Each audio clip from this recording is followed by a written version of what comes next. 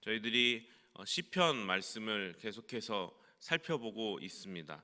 하루하루 이렇게 시편을 묵상하는 것이 어찌 보면은 이 성경의 다른 긴 문서들을 말씀들을 묵상하는 것보다 편리할 때가 있는 것 같습니다. 뭐 가장 긴 구절인 시편 119편을 제외하고는 하루에 이렇게 딱 한 편씩 묵상하기가 좋은 것 같습니다.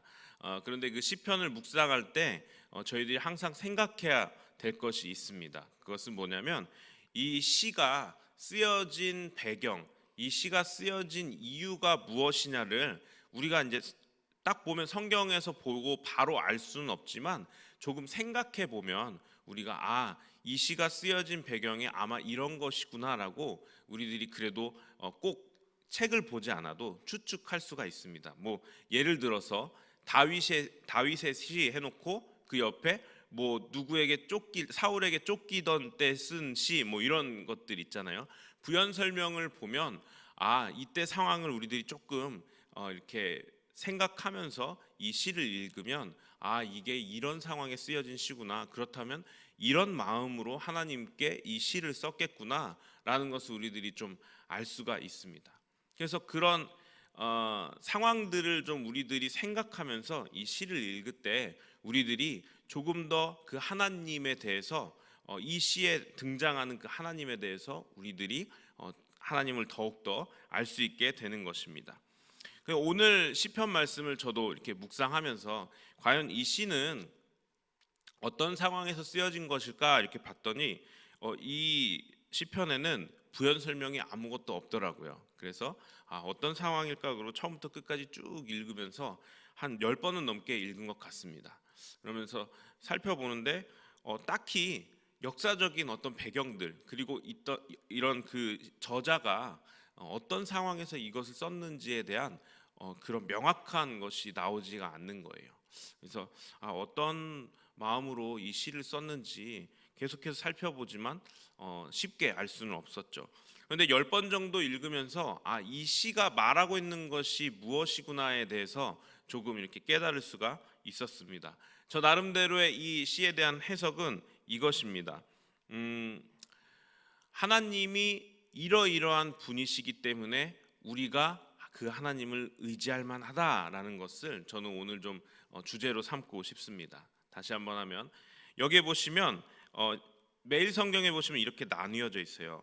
첫 번째 단락에는 새 노래로 여호와를 찬양하라라는 이제 소주제가 있고요. 그리고 두 번째 주제에는 찬양의 이유, 그 여호와 하나님을 찬양해야 하는 이유에 대해서 굉장히 많은 부분을 기술을 해놓고 있습니다. 그리고 마지막에 세 번째 단락에는 도움과 방패라는 이렇게 소제목으로 묶어놓고 있습니다. 그러니까 이런 거죠. 야, 여호와 하나님을 찬양해라고 이렇게 선포하면서 왜 하나님을 찬양해야지? 하나님 이러이러한 분이시기 때문이야 라면서 이유를 쫙 열거해요. 그리고 마지막 결론으로 그분은 또 우리의 도움과 방패가 되셔 라고 이렇게 시를 결론 짓고 있습니다. 제가 이 분석을 하면서 이렇게 상황을 좀 보게 됐어요. 그때 당시 이 시대적 배경이 어떻습니까? 라고 이렇게 제 스스로 물었습니다. 그랬더니 여러분 지금 우리가 사는 시대는 침략 전쟁의 시대는 아니죠. 그렇죠? 저희들이 지금 살아가는 삶에 있어서 누군가 급하게 쳐들어오고 누군가 그 나라를 쟁취하기 위해서 전쟁이 일어나는 시기는 아닙니다. 대신에 이제 여러 그 열방에서 분쟁들이 있죠. 그런 분쟁들은 어떤 침략이라는 것보다는 이 정치 세력의 어떤 그런 전쟁들이 많이 있습니다. 어쨌든 지금의 시대와 다른 점을 살펴보자면 이 시가 쓰여지던 시대는 침략 전쟁이 계속해서 일어나고 있었던 시대라는 것입니다. 그래서 이 한 나라의 그 운명이 뭐 몇백 년, 뭐 1000년 넘게 가는 나라들도 있지만 언제 쇠약해져서 없어질지 모르는 그런 상황이죠. 그래서 시대별로 그 열방에서 그 세계를 이끌었던 그 강대국의 이름이 역사를 보면 세계사를 보면 어때요? 계속 바뀌잖아요. 어쩔 땐 로마, 어쩔 때는 이집트, 어쩔 때는 페르시아. 그러니까 이 침략 전쟁이라는 시대를 살아간다는 것은 이 한 치 앞을 내다볼 수 없는 언제 내가 침략당해서 죽을지도 모른다라는 시대를 살고 있었다는 것입니다. 지금 우리가 사는 시대랑은 좀 많이 다르죠. 그런데 그러한 목숨이 왔다 갔다 하는 생사의 기로가 정해질 만한 그러한 상황 가운데에서 우리 하나님을 의지하자라고 말하며 우리 하나님이 이런 하나님이야라고 시편 저자가 말하고 있는 것은 아닌가 생각을 해보게 됐습니다. 여러분, 그때 당시는요, 누구를 의지하는가가 쉽게 말해 생사의 기로를 결정하는 때였던 것입니다. 다시 말하면, 조금 쉽게 말하면 어디에 줄을 서느냐가 내가 죽고 사느냐를 결정하는 어떤 그러한 시대였다는 것이죠. 그런데 여러분, 그런 시대를 살아갈 때일수록 사람들은 눈에 보이는 것을 의지하기 마련입니다. 사실 그때가 아니어도 지금 이 시대를 살아가는 우리들도 마찬가지 아니겠습니까? 우리들이 쉽게 의지할 만한 것들은 사실 우리 눈에 보이는 것에 먼저 마음이 쏠리게 마련입니다. 왜냐하면 눈에 보이면 직관적이거든요. 아, 저걸 의지하면 나 성공할 것 같아. 저거 의지하면 나 잘 될 것 같아. 이 시대에 그러한 눈에 보이는 것이 어떤 것이 있습니까? 바로 돈이죠. 사실 이 돈이라는 것은 지금뿐만 아니고 과거에도 그래 왔었던 것입니다. 이 많은 사람들 중에 예수 안 믿는 사람들이 특별히 이 로또라는 것을 많이 해요. 그것만 당첨되면 나 인생 이제 다 정리하고 나 완전 인생 필 거야 라는 생각으로 로또를 많이들 합니다. 그러다가 정말 몇백만 분의 1 확률로 로또가 당첨이 돼요. 와, 꿈 같죠. 여러분, 그런데 기사들 많이 보셨죠? 로또 당첨된 사람들의 이 결말이 어떤지 기사로 많이 보시지 않으셨습니까? 거의 대부분이 인생을 스스로 몰락시켜 간다는 것이에요. 이것만 있으면 될 것 같다라고 하던 그러한 생각을 했다가 실제로 그것을 손에 움켜쥐는 순간 인생이 나락으로 떨어지고 자살하고 또 살해당하고 이 돈이라는 것 때문에 그 사람의 인생이 완전히 망가진다는 것입니다. 물론 극단적인 예를 든 것이지만 눈에 보이는 것을 의지하게 될 때 우리들의 삶은 나락으로 빠질 수 있는 충분한 근거가 있다는 것입니다. 그런데 오늘 이 시편 기자는 하나님을 의지하자라고 말하면서 믿지 않는 사람들에게 마치 그 하나님을 의지해야 하는 이유에 대해서 설명하고 있는 것 같다는 생각을 받았어요. 한번 제가 찬양의 이유라고 설명되고 있는 이 두 번째 단락에 대해서 제가 한번 말씀을 같이 함께 나눠보도록 하겠습니다. 먼저 4절 말씀에 이렇게 시편 저자가 말하고 있습니다. 여호와의 말씀은 정직하며 그가 행하시는 일은 다 진실하시도다 라고 이렇게 기록하고 있어요. 하나님이 이런 분이시라고 이제 소개하고 있는 거죠. 우리 하나님의 말씀은 정직해. 정직하다는 것은 무엇입니까? 거짓이 없다는 것이죠. 그리고 그가 행하시는 일은 다 진실해. 마찬가지로 거짓이 없다는 것입니다.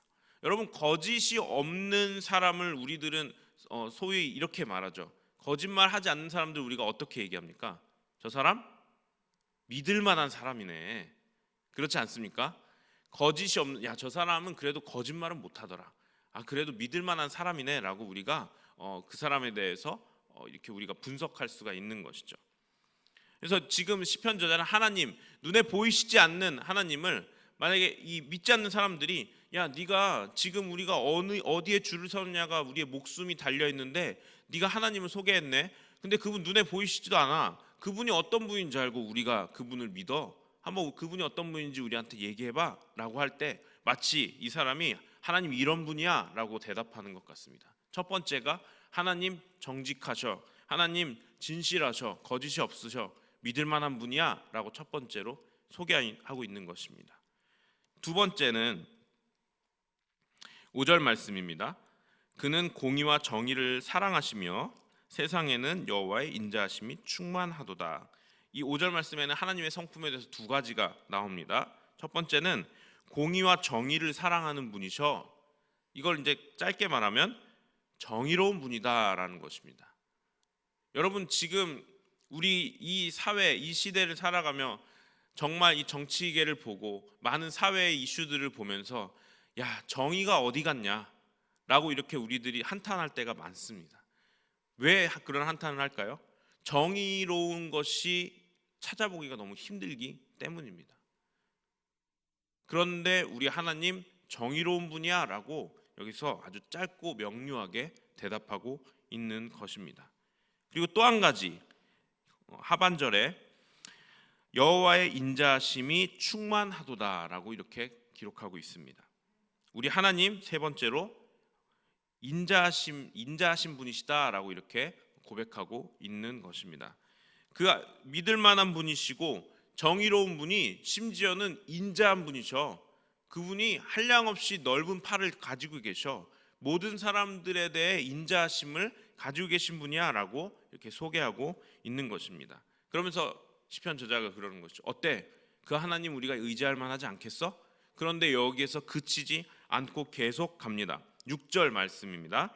여호와의 말씀으로 하늘이 지음이 되었으며 그 만상을 그 입 기운으로 이루었도다. 7절까지 갑니다. 그가 바닷물을 모아 무더기같이 쌓으시며 깊은 물을 곳간에 두시도다.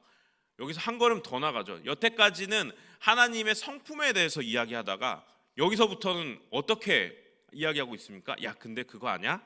우리 하나님이 하늘을 만드신 분이야 라고 갑자기 어떻게 보면 쐐기를 딱 받는 것입니다.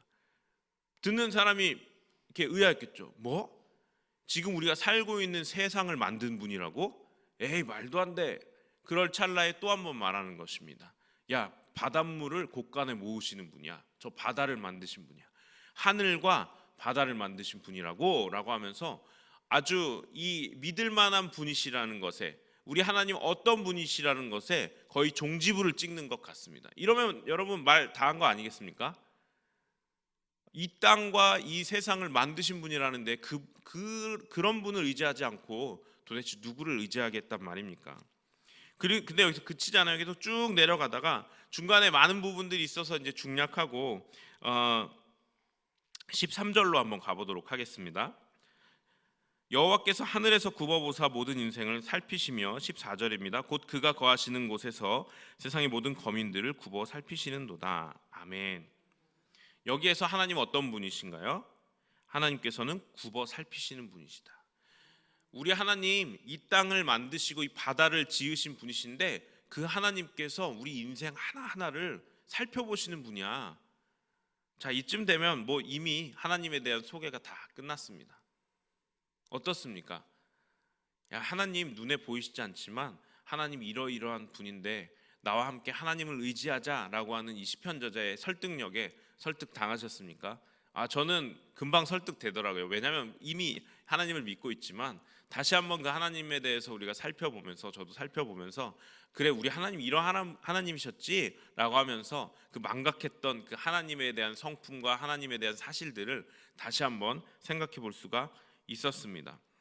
그리고는 이제 16절부터는 18절까지는 이렇게 시편 저자가 말하고 있습니다. 야, 우리들이 사실 이 생사의 기로에 있을 때 많은 군대들을 보면 저쪽에 가면 살겠구나라고 생각할 수도 있고, 어쩔 때는 그 휘황찬란한 궁전을 보면 야, 저기 가면 잘 살 수 있겠구나, 잘 먹고 좀 편안하게 살 수 있겠구나라고 생각하지만 사실 아무것도 아니다 그 보이는 것들은 라고 말하는 것입니다. 많은 군대로 구원 얻은 왕이 없고 용사가 힘이 세어도 스스로 구원하지 못하는도다 라고 이렇게 어찌 보면 그 현실적인 것들에 대해서 다시 한번 이야기하고 있는 것입니다. 이유가 무엇인가요? 야, 눈에 보이는 거 잠깐이야. 눈에 보이는 거 저거면 다 알 것 같지만 아니야. 눈에 보이시지 않는 하나님이 진짜야 라고 말하고 있는 것입니다. 말씀을 마치려고 합니다. 여러분, 이렇게 쭉 시편을 살펴보면서 여러분들은 어떤 생각을 하셨습니까? 요즘 같은 시대가 정말 이전에도 없었지만 정말 미디어가 많이 발달한 시대입니다. 제 딸만 해도 스마트폰이 이렇게 있잖아요. 그러면 항상 이렇게 보면은 가르쳐 준 적이 없습니다. 이제 3살이잖아요. 뭘 눌러야 될지, 그리고 어떻게 해야 될지, 올려야 될지 내려야 될지, 저희들은 이렇게 어떻게 해야 될지 배워야 했던 것을 이 아이는 그냥 전화기를 보고 바로 그것에 대해서 습득하고 있는 것이에요. 그리고 그 전화기를 보려고 하는 이유가 뭔지 아십니까? 보이는 것이 눈에 바로 들어오기 때문입니다. 그래서 지금 시대에 이 아이들 키우는 방식에 있어서 절대 미디어를 많이 미디어에 노출되지 않게 하라라는 것이 지금 어떤 이 시대의 흐름입니다. 왜 그럴까요? 그 미디어에 노출이 되면 사람에게 안 좋은 것들이 분명히 있기 때문입니다. 그래서 저희도 사실은 예전에 좀 힘들고 그럴 때는 이렇게 잠깐 아이들 프로그램 TV도 좀 틀어놓고 그새 좀 쉬기도 하고 그랬었는데 요즘엔 일절 단절 시켜버렸어요. 왜냐하면 이 아이가 TV를 볼 때와 TV를 보지 않을 때, 전화기를 볼 때와 보지 않을 때 삶이 이 명확히 구분되는 게 눈에 보일 정도로 그렇게 보이더라고요. 여러분, 요즘 세상은요, 이 눈에 보이는 거에 쉽게 너무 노출이 되어 있어요. TV만 틀어놓으면 듣기 싫어도 보기 싫어도 보게 되는 것이 지금 시대의 소식들 흐름들입니다. 그런데 여러분, 이 공중권세 잡은 자가 그러한 미디어 안에 그 얄팍하게 그 독들을 풀어넣지 않았겠습니까?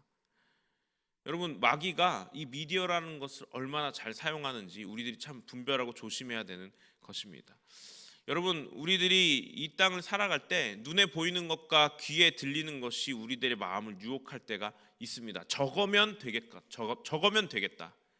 그러니까 하나님에 대해 기도하고 의지하기 전에 내 생각에 눈에 보이는 것이 저거면 되겠네, 저거다라고 하는 것이 들어오기 쉽다는 것입니다. 믿는 우리에게도 그렇다는 것입니다. 심지어 저에게도 하나님이 먼저라는 것을 알매도 불구하고 내 발걸음이 먼저 그곳을 향해 내디디려고 할 때를 쉽게 발견할 수 있다는 것입니다. 아이고, 아니지, 저거 아닌 거 알면서도 내 몸이 가고 있구나 라고 느낄 때 섬찟한 것입니다.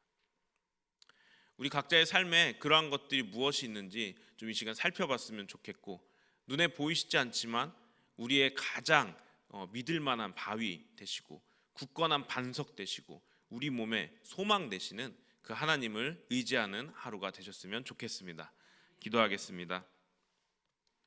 하나님, 이 세상에 살아갈 때에 참 눈에 많이 보이고 우리가 의지할 만해 보이고 그런 것들이 얼마나 많은지 모르겠습니다. 우리를 현혹하고 하나님만을 의지하는 것이 우리 삶의 참된 해답인데, 하나님, 그럼에도 불구하고, 알고 있음에도 불구하고 우리의 마음과 생각이 그러한 현혹에 이끌릴 때도 분명히 있는 것을 고백합니다. 지켜주시옵소서. 의지할 만한 바위가 되시고 우리 몸의 진정한 소망 되시는 예수 그리스도를 믿고 의지하고 하나님 다시 한번 확인하면서 살 수 있는 오늘 하루가 될 수 있도록 인도하여 주시옵소서. 예수님의 이름으로 기도합니다. 아멘. 하늘에